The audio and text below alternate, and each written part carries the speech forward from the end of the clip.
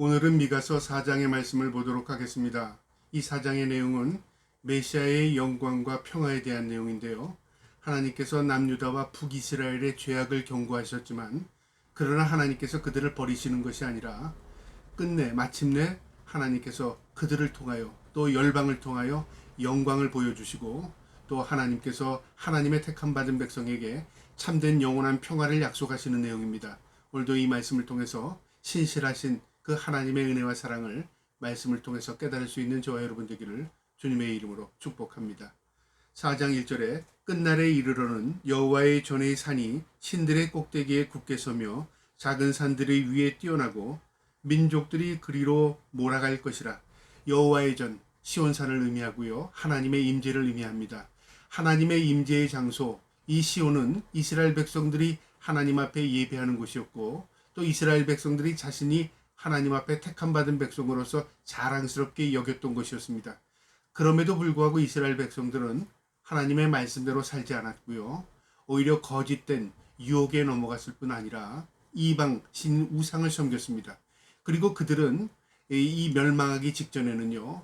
결국 공의와 정의를 다 잃어버렸고 그리고 지도자들은 백성들을 탈취하고 갈취하는 일에 힘썼고 그리고 거짓 선지자들이 득세하던 그 시기였습니다. 하나님께서 그 시기에 선지자들을 통해서 이스라엘을 경고하셨습니다. 그러나 이스라엘은 돌이키지 않았습니다. 하나님께서 마침내 이스라엘의 죄악을 그들에게 있어서 묵인한 것이 아니라 오히려 이스라엘의 그 죄악이 오히려 이방인들에게 경고가 되어서 이방인들이 하나님께 돌아오는 놀라운 역사를 하나님께서 계획하고 계신 것입니다. 그래서 여호와의 전, 이 모든 하나님의 임재의 장소에 이방 민족들이 이제 모여들기 시작하는 겁니다. 2절에요. 곧 많은 이방 사람들이 가며 이르기를 오라 우리가 여호와의 산에 올라가서 야곱의 하나님의 전에 이르자 그가 그의 도를 가르치고 우리에게 가르칠 것이니라. 우리가 그의 길로 행하리라 하니 이는 율법이 시온에서부터 나올 것이요 여호와의 말씀이 예루살렘으로부터 나올 것임이라. 이방인들은 하나님을 섬기지 않았습니다. 그러나 이스라엘 백성들이 하나님을 저버림으로 인하여 오히려 이방 백성들이 이제 하나님의 말씀에 귀를 기울이는 겁니다. 참 아이러니하죠. 그러나 이방 민족들이 하나님의 말씀을 귀 기울여 듣고 이제 하나님의 말씀대로 살기를 다짐합니다. 그리고 이제 하나님께로 나오는 것입니다. 역설적이지만 이스라엘의 패역은 이스라엘 패역으로 끝나는 게 아니라 이방민들에게 경고가 됩니다. 오늘 이 말씀, 이 성경은 이스라엘 역사의 일부분입니다. 구속사인데요. 이스라엘 백성들의 이 어리석음을 이방인들이 말씀을 통해서 깨닫게 되고 우리가 하나님의 말씀대로 살아야 은혜와 은총을 입게 된다. 하나님께 돌아가자 하는 이방 민족들이 이 복음을 받아들입니다. 그리고 언젠가는 이방민들이 하나님을 향할 때 이스라엘 백성들은 그걸 통해서 회개하게 되고 그들도 함께 하나님께 돌아올 날이 분명히 있을 것입니다. 율법이 시온에서부터 나온답니다. 하나님의 말씀이 하나님의 임재 장소부터 나오는 것이고요. 여호와의 말씀이 예루살렘으로부터 나올 것이라. 그러니까 하나님께로부터 이방 민족들이 이제 하나님의 말씀을 들을 시기가 있을 것이다 그 말입니다. 3절에 그가 많은 민족들 사이에 이를 심판하시며 먼 곳 강한 이방 사람들이 판결하시리니 무리가 그 칼을 쳐서 보습을 만들고 창을 쳐서 낫을 만들 것이며 이 나라와 저 나라가 다시는 칼을 들고 서로 치지 아니하며 다시는 전쟁을 연습하지 아니하고 이방 민족들이 하나님의 말씀으로 돌아오게 되고요. 그들이 회개하고 하나님을 섬기게 될 때 이제는 이 땅에 참된 평화를 임하게 되는 것입니다. 이것이 영원한 평화입니다. 세상의 지도자들은 평화를 말했지만 자신의 이권을 위해서 그 평화를 위선적으로 사용했을 뿐입니다. 그러나 참된 하나님이신 메시아께서는 이제 이 땅에 참된 평화가 무엇인가를 우리에게 깨닫게 하시고 그 참된 평화를 우리에게 허락하십니다. 그때가 되면 이제 창과 칼이 보습이 되어 농기구가 된다. 그러니까 이제 전쟁이 없어진다 그 말이죠. 참된 평화가 도래하게 될 것이다. 그것을 우리에게 약속해 주시는 겁니다. 4절에요. 각 사람이 자기 포도나무 아래와 자기 무화과나무 아래 앉을 것이며 그들이 두렵게 할 자가 없으리니 이는 만군의 여호와의 입이 이같이 말씀하셨으니라. 무슨 의미냐면요. 자기 포도나무, 자기 무화과나무. 농사를 지어도 전쟁이 나면요. 내 것이 되지 않습니다. 다 이방민들에게 빼앗길 수밖에 없는 그런 처지였습니다. 그러니까 수확 때가 되면 불안한 거죠. 그 고대 사회에서는요. 그런데 이제는 전쟁이 없기 때문에 자기 포도나무, 자기 무화과나무에서 쉴 수도 있고 그 열매를 자기가 먹을 수도 있고 저장할 수도 있는 겁니다. 참된 평화죠. 그러니까 참된 평화라는 것은요. 전쟁이 없을 뿐만 아니라 내가 노력한 대로 거둘 수 있는 것이 참된 평화입니다. 오늘날은 어떻습니까? 우리가 노력한 대로 거둘까요? 물론 그렇게 우리가 생각하며 살아가는 사람도 있지만 어떤 면으로 보면요. 노력한 대로 걷지 못하는 시대일 수도 있습니다. 아니 오히려 노력하지 않은 사람이 갈취하고 착취함을 통해서 오히려 노력하는 사람 것을 빼앗는 경우도 있습니다. 참된 평화가 아니죠. 참된 평화는요. 우리가 심은 대로 거두고 노력한 대로 땀 흘린 대로 얻을 수 있는 것. 그게 참된 평화입니다. 이처럼 메시아이신 예수 그리스도께서 이제 이 땅에 오시게 되면 이 땅이 참된 평화가 무엇인가를 우리에게 알게 할 것이다. 그런 의미로도 받아들여집니다. 5절에요. 만민이 각각 자기의 신을 이름을 의지하여 행하되 오직 우리는 우리 하나님 여호와의 이름을 의지하여 영원히 행하리로다. 이방인들이요. 오히려 이제 너희는 너희 신 섬겨라. 우리는 오직 하나님 여호와 하나님만을 섬기겠다. 절대 신앙으로 그들이 회개하고 돌아올 때가 있다 그 말이죠. 그러니까 하나님의 놀라운 역사는요. 하나님의 택함 받은 백성 이스라엘은 하나님을 버렸지만 오히려 그것으로 끝난 것이 아니라 이방인들이 이제 하나님의 말씀을 귀담아 듣게 된 겁니다. 그리고 오히려 그들이 하나님을 받아들이게 되는 것이죠. 그렇게 되면 이스라엘 민족들이 어떻게 될까요? 아, 우리가 잘못했구나. 우리가 죄를 지었구나. 그들도 회개하고 돌아올 때가 있다 그 말이죠. 그렇게 되면 이제 주님께서 어떻게 될까요? 이 땅을 심판하실 재림 그 시기가 되지 않을까 그런 생각을 합니다. 6절에요. 여호와께서 말씀하시되 그날에는 내가 저는 자를 모으며 쫓겨난 자가 내가 환난받게 한 자를 모아 저는 자 그다음 쫓겨난 자 다 자기 힘으로 노력으로 살 수 없는 자들입니다. 몸이 불편하고 능력이 없는 자들입니다. 그런데 하나님께서요 그들을 모으신답니다. 세상에서는 버림받았지만 하나님은 결코 그들을 버리시지 않고 그들을 때가 되면 불러 모으신답니다. 그리고 자기 백성을 삼으실 겁니다. 7절에요. 발을 저는 자는 남은 백성이 되게 하며 멀리 쫓겨난 자들이 강한 나라가 되게 하고 저는 자, 쫓겨난 자들이 남은 백성, 그러니까 구루터기가 된다 그 말이죠. 하나님의 택함 받은 백성이 된다 그 말이죠. 세상에서는 버림받은 것 같은 존재들이 하나님 앞에는 택함 받은 백성으로 설 날이 있을 것이다 그 말입니다. 놀라운 은혜입니다.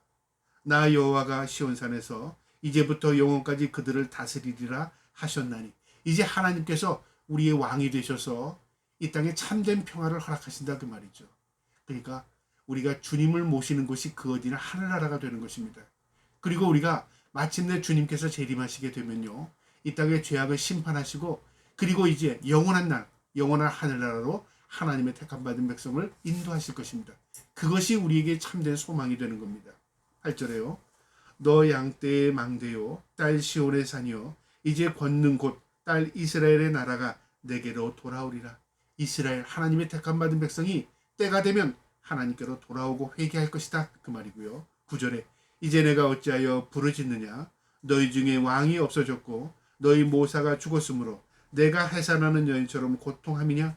이스라엘 백성들이 죄악으로 인하여 하나님께서 경고했지만 그들을 회개하지 않았습니다. 하나님의 말씀대로 북이스라엘은 아수르로 남유다는 바벨론으로 포로로 끌려가게 되고 다 흩어진 민족이 됩니다. 소멸된 민족, 없어진 민족이 된 것 같이 보여졌습니다. 그러나 하나님께서 그들을 버리시지 아니하시고요. 때가 되면 바벨론으로부터 다시 돌아오게 하실 것입니다. 그것이 그들에게 1차 회복이었고요. 이 말씀의 의미는 하나님께서 이 백성들을 하나님의 택함 받은 백성들을 마지막 때에 하나님이 그들을 수소의 곡식처럼 모아서 이제 하나님께서 약속하신 천국으로 그들을 입성시킬 겁니다. 그러니까 지금에 되어지는 일이 전부가 아니라 하나님께서 이미 하나님의 백성들을 구속하기 위해서 이미 계획하신 것입니다. 그들이 지금은 고통을 당하고 아프지만 하나님께서 때가 되면 그들을 해방시킬 것이다 하는 것입니다. 10절에요. 딸 시온이요 해산하는 여인처럼 힘들어 나을지어다. 이제 내가 성읍에서 나가서 들에 거하며 또 바벨론까지 이르러 거기서 구원을 얻으리니 여호와께서 거기서 너를 내 원수들의 손에서 속량하여 내시리라. 인내하고 참고 견디라 그 말이죠. 너희의 조상들이 너희가 하나님의 말씀대로 살지 않음으로 인하여 결국은 바벨론으로 포로로 잡혀가게 되지만 그러나 너희가 그곳에서 인내하고 견디고 믿음을 회복하면 하나님께서 그 원수의 손에서 구속해 속량해 낼 것이다. 구원해 낼 것이다. 그 말이죠. 우리가 이 땅은 가나안 땅. 이 땅은 우리가 광야와 같은 인생을 살아갑니다. 어떨 때는 우리가요. 버림받은 것 같기도 하고 어떨 때는 아무 능력 없는 자로 살아가는 것 같지만 우리가 믿음을 지키고 살아가면요.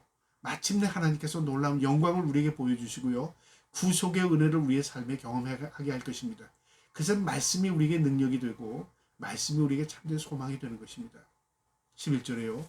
이제 많은 이방 사람들이 모여서 너를 치며 이르기를 시온이 더럽게 되며 그것을 우리 눈으로 바라보기를 원하노라 하거니와. 이스라엘 백성들이 짓밟히고 포로로 잡혀가고 이방인의 노예가 되고 하는 것들을 이방 사람들이 즐겼습니다. 오히려 잘됐다. 그리고 그들이 눈으로 보길 원했습니다. 그러나 그렇게 되지 않습니다. 12절에요.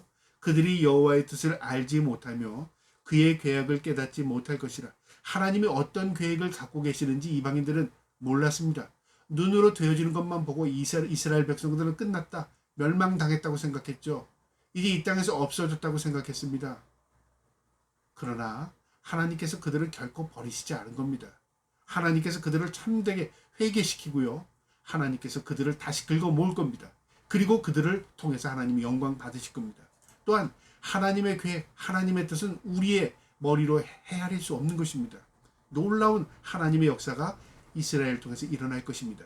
여호와께서 곡식단을 타작마당에 모음같이 그들을 모으셨나니 하나님께서 하나님의 택함 받은 백성들을 타작마당에 곡식처럼 불러 모을 때가 있다 그 말입니다. 마지막 13절에 딸 시온이여 일어나서 칠지어다. 내가 내 뿔을 무쇠같이 하며 내 굽은 높게 하리니 내가 여러 백성을 쳐서 깨뜨릴 것이라. 내가 그들의 탈취물을 구별하여 여호와께 드리며 그들의 재물을 온 땅에 주께 돌리리라. 지금은 버림받은 것 같고 지금은 능력 없는 존재인 것 같지만 하나님께서 그들을 무쇠처럼 녹같이 강하게 하실 때가 있을 것이다. 그리고 그들이 마침내 승리하게 되어서 이방인들을 하나님 앞에 드려지게 될 것이다. 그 말입니다. 이게 무슨 의미입니까? 영적으로 보면요.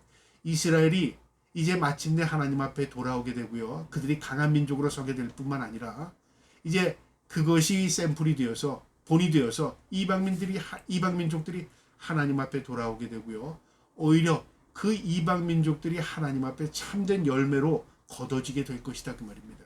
그러니까 하나님은 결코 하나님의 택함 받은 백성을 버리지 않습니다.